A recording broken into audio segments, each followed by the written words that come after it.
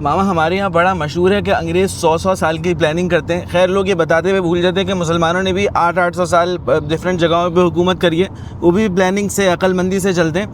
ہمیں نا اپنی ایک بندہ کریئر شروع کرتے ہے اس کی بھی پلاننگ ہوتی ہے, پہلے ماسٹرز کروں گا, پھر یہاں کام کروں گا, یہ کروں گا. تو ہمیں کاروبار میں ایز اے اسٹوڈنٹ یا پھر ایز اے پروفیشنل جس نے کہیں جاب کرنی ہو, ہمیں کتنی پلاننگ کرنی چاہیے, کیسے پلاننگ کرنی چاہیے؟ آپ کا سوال یہ ہے کہ پلاننگ کتنی لمبی ہونی چاہیے, وہ بھی میں عرض کرتا ہوں. لیکن پلاننگ ہونی کیوں چاہیے, ویژن کیا ہونا چاہیے, ٹھیک ہے, ہونا کیوں چاہیے. تو ہماری ہر پلاننگ اور ہر ویژن کے اندر یہ ضرور ہونا چاہیے کہ وہ ہماری پلاننگ اور ہمارا ویژن دنیا اور آخرت میں ہمیں کامیابی دینے والا ہو. اس کو سامنے رکھ کر ہم پلاننگ کریں. وہ شارٹ ٹرم ہے, کوئی لانگ ٹرم ہے, جو نسلوں میں چلے گی تب بھی وہ کامیاب ہوگی انشاءاللہ تعالی.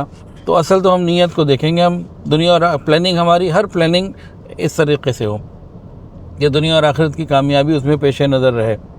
اچھا, ایک صحابی نبی علیہ السلام کی خدمت میں حاضر ہوئے, پوچھا یا رسول اللہ صلی اللہ علیہ وآلہ وسلم کچھ نصیحت فرمائیے.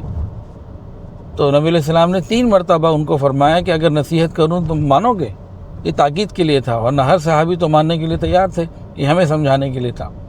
ان کا جی, فرمایا کہ جب بھی کوئی کام کرنے لگو تو کام کرنے سے پہلے اس کے انجام کے بارے میں غور و فکر کر لینا. یہی پلاننگ ہے, یہی ورکنگ ہے. ہم جذبات میں جو بغیر سوچے سمجھے کھڑے ہو جاتے ہیں, یہ ہماری غلطی ہیں. یہ اسلام کا یا نبی علیہ السلام کی تعلیمات نعوذ باللہ ایسی نہیں ہے, یہ ہمارے جذباتی پن ہیں. تو ہر کام چھوٹے سے چھوٹا ہو, بڑے سے بڑا ہو, اس کو سوچ کے ورکنگ کر کے, اور اس پہ نبی علیہ السلام کی پلاننگ کا ایک حصہ مشاورت تھی.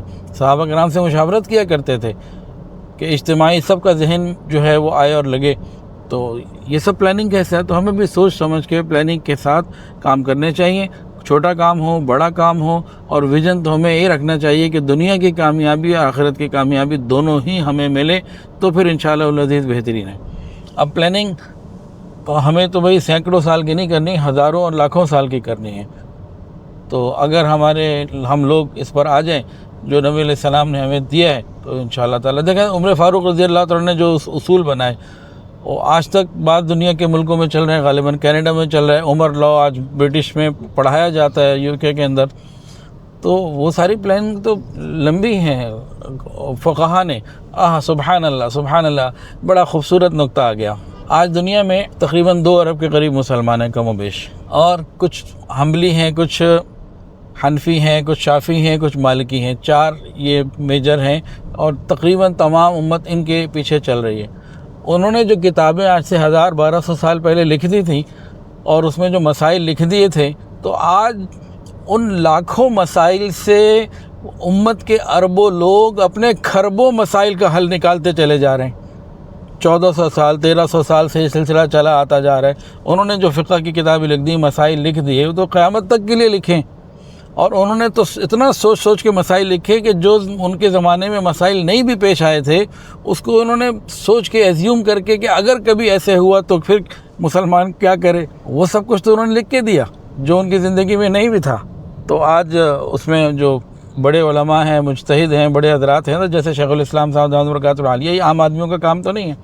تو وہاں سے وہ روشنی لے کے امت کو راستے دے رہے ہیں. تو میں اس بات کو یہاں پہ مکمل کر رہا ہوں کہ فقہائے کرام نے جو کتابیں لکھیں, جو فقہ کے اصول لکھے اور فقہ کے حوالے سے احکامات لکھ دیے ہیں, وہ تو لاکھوں ہوں گے, بہت زیادہ چلیں کروڑوں ہوں گے.